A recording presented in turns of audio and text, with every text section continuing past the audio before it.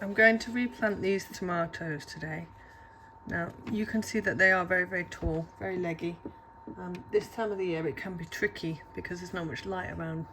I did have these under grow lights, which were probably about this high from the base of the tub, so not too far away, but they were also on heat mats and I forgot that they were on the heat mat, so I didn't turn them off quickly enough.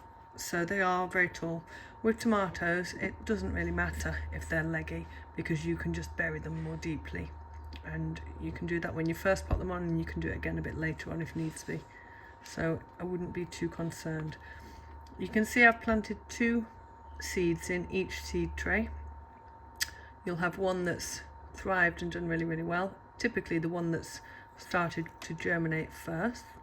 Second one will be a little bit smaller and a little bit weaker.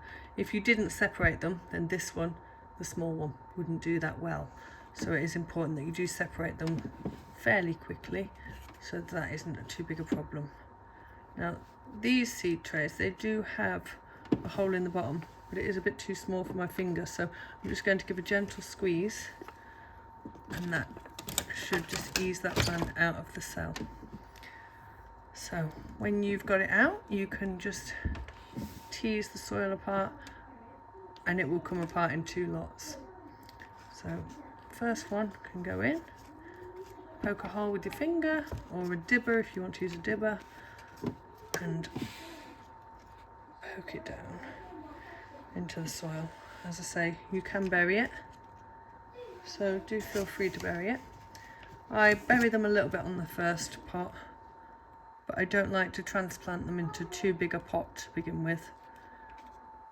It just takes up a lot of space when you've got a lot of seedlings. So just do a small pot and then just top up the compost once you've done. And they will grow roots all along that stalk up to the point that they are buried. And the second one, all the way down to the bottom.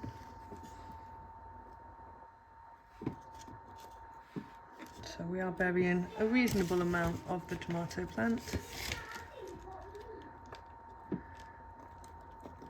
And then just top it up with the compost.